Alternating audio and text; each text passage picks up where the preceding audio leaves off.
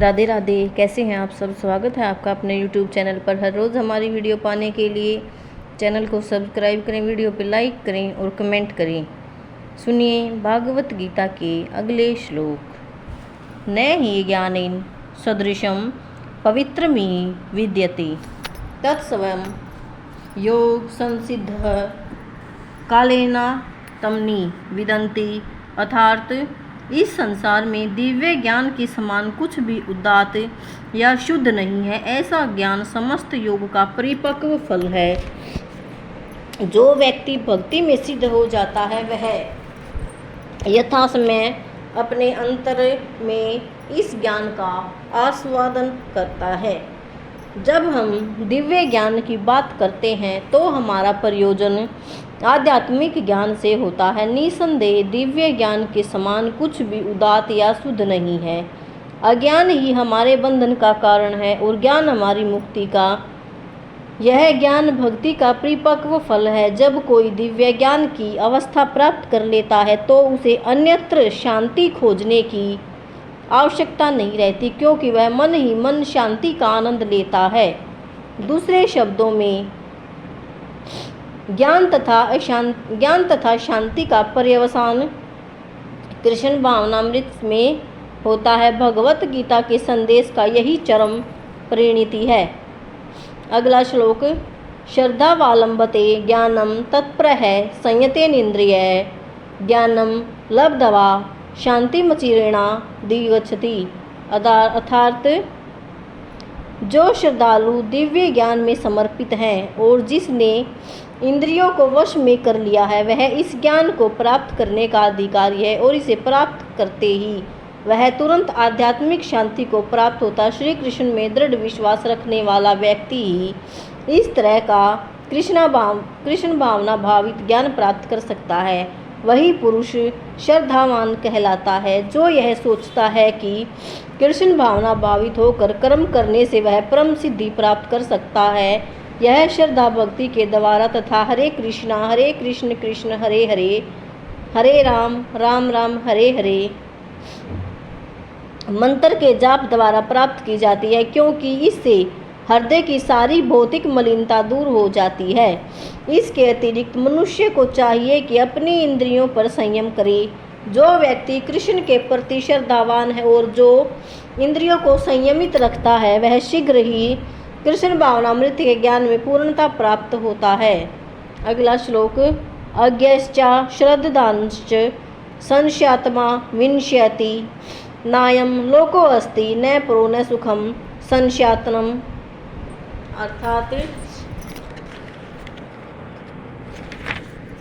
किंतु जो अज्ञानी और श्रद्धाविहीन व्यक्ति शास्त्रों में संदेह करते हैं वे भगवत भावनामृत नहीं प्राप्त करते, अपितु नीचे गिर जाते। संशयात्मा के लिए न तो इस लोक में न ही परलोक में कोई सुख है। भगवत गीता सभी प्रमाणिक एवं मान्य शास्त्रों में सर्वोत्तम है। जो लोग पशु तुल्य हैं उनमें न तो प्रामाणिक शास्त्रों के प्रति कोई श्रद्धा और न उनका ज्ञान होता है, और कुछ लोगों को यद्यपि उनका ज्ञान होता है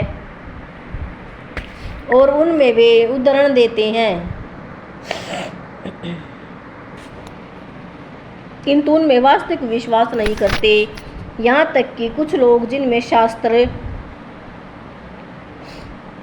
भागवत गीता जैसे शास्त्रों में श्रद्धा होती भी है, फिर भी वे न तो भगवान कृष्ण में विश्वास रखते हैं न ही उनकी पूजा करते हैं। ऐसे लोगों को कृष्ण भावनामृत का कोई ज्ञान नहीं होता, वे नीचे गिरते हैं। उपयुक्त सभी कोटि के व्यक्तियों में जो श्रद्धालु नहीं हैं और सदैव संशयग्रस्त रहते हैं वे तनिक भी उन्नति नहीं कर पाते। जो लोग ईश्वर तथा उनके वचनों में श्रद्धा नहीं रखते उन्हें न तो संसार में और न भावी लोक में कुछ हाथ लगता है। उनके लिए किसी भी प्रकार का सुख नहीं है। अतः मनुष्य को चाहिए कि श्रद्धा भाव से शास्त्रों के सिद्धांत का पालन करे और ज्ञान प्राप्त करे। इसी ज्ञान से मनुष्य आध्यात्मिक अनुभूति के दिव्य पद पर पहुंच जाता है। दूसरे शब्दों में आध्यात्मिक उत्थान से संशयग्रस्त मनुष्यों को कोई स्थान नहीं मिलता। अतः मनुष्य को चाहिए कि परंपरा से चले आ रहे महान आचार्यों के पद चिन्हों का अनुसरण करे और सफलता प्राप्त करे। अगला श्लोक। योग संन्यस्त कर्मणम निबंधति धनंजय, अर्थात जो व्यक्ति अपने कर्म फलों का परित्याग करते हुए भक्ति करता है, जिससे संशय दिव्य ज्ञान द्वारा विनिष्ट हो चुकी हैं, वही वास्तव में आत्मपरायण है। हे धनंजय, वह कर्मों के बंधन से नहीं बंधता। जो मनुष्य भागवत गीता की शिक्षा का उसी रूप में पालन करता है जिस रूप में भगवान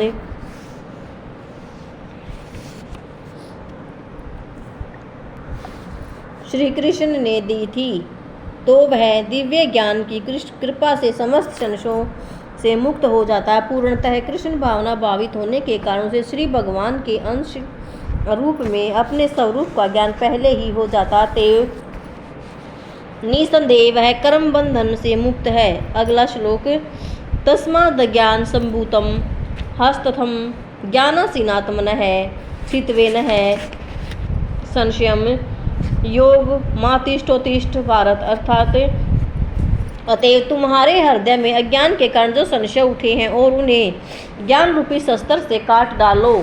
हे भारत, तुम योग में समन्वित होकर खड़े हो और युद्ध करो।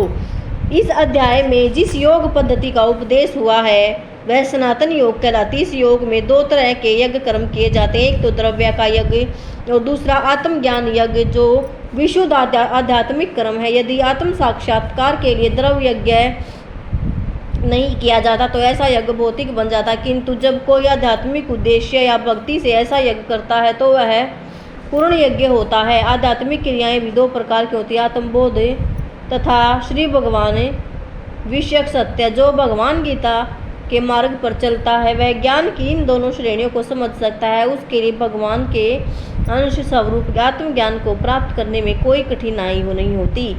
ऐसा ज्ञान लाभप्रद है क्योंकि ऐसा व्यक्ति भगवान के दिव्य कार्यकलापों को समझ सकता है। इस अध्याय के आरंभ में स्वयं भगवान ने अपने दिव्य कार्यकलापों का वर्णन किया है। जो व्यक्ति गीता के उपदेशों को नहीं समझता वह श्रद्धाविहीन है, और जो भगवान द्वारा उपदेश देने पर भी भगवान के सच्चिदानंद स्वरूप को नहीं समझ पाता तो यह समझना चाहिए कि वह निपट मूर्ख है।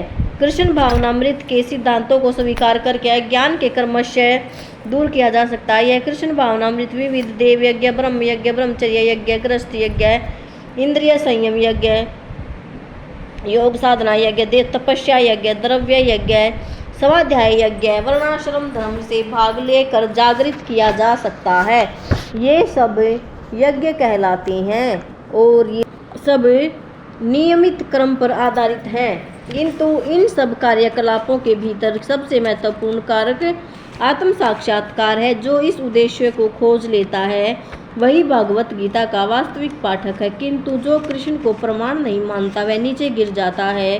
अतः मनुष्य को चाहिए कि वह सेवा तथा समर्पण समेत अपनी प्रामाणिक गुरु के निर्देशन में भगवत या अन्य किसी शास्त्र का अध्ययन करे। प्रामाणिक गुरु अनंत काल से चली आने वाली परंपरा में होता है और वह परमेश्वर के उन उद्देश्यों से तनिक भी विपथ नहीं होता जिन्हें उन्होंने लाखों वर्ष पूर्व सूर्यदेव को दिया था और जिनसे भगवत गीता के उपदेश इस धराधाम में आए। अतः गीता में ही व्यक्ति भगवत गीता के पथ का अनुसरण करना चाहिए और उन लोगों को से सावधान रहना चाहिए जो आत्मश्लाघा वश अन्यों को वास्तविक पथ से विपथ करते रहते हैं। भगवान निश्चित रूप से परम पुरुष हैं और उनके कार्यकलाप दिव्य हैं। जो इसे समझता है वह भगवत गीता का अध्ययन शुभारंभ करते ही मुक्त हो जाता है।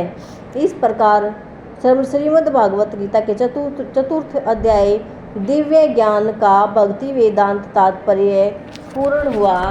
कल हम पढ़ेंगे अध्याय 5 भागवत गीता का, जिसमें बताया जाएगा कर्म योग के बारे में। राधे राधे, जय श्री कृष्णा।